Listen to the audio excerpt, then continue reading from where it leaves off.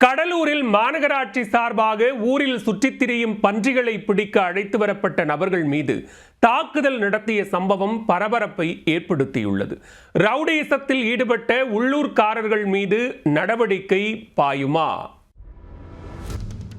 உள்ளூரில் அட்டகாசம் செய்யும் பன்றிகள் வலைவீசி பிடிக்க உத்தரவிட்ட மாநகராட்சி நிர்வாகம். பன்றியை பிடிக்க சென்ற நபர்கள் மீது கும்பல் தாக்குதல். பரபரப்பு பின்னணி என்ன?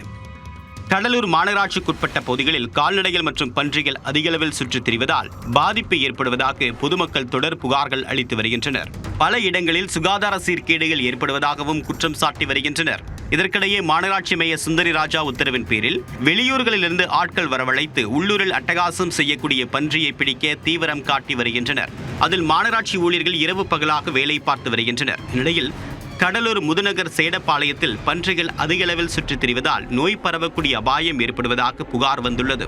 உடனே புறப்பட்ட மாநகராட்சி ஊழியர்கள் பன்றிகளை பிடிக்க 15 பேரை வேனில் அழைத்துக் கொண்டு சென்றனர். சாலைகளில் சுற்றித் திரிந்த பன்றிகளை பிடிக்க முயன்ற போது திடீரென்று 20 பேர் கொண்ட உள்ளூர் கும்பல் அங்கு திரண்டது.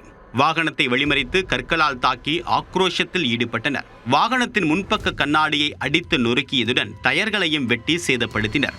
சம்பவத்தை தடுக்க முயன்ற 15 பேரையும் தாக்கிய அந்த கும்பல் அவர்களிடமிருந்து செல்போன்களையும் பறித்து சென்றதாக தெரிகிறது.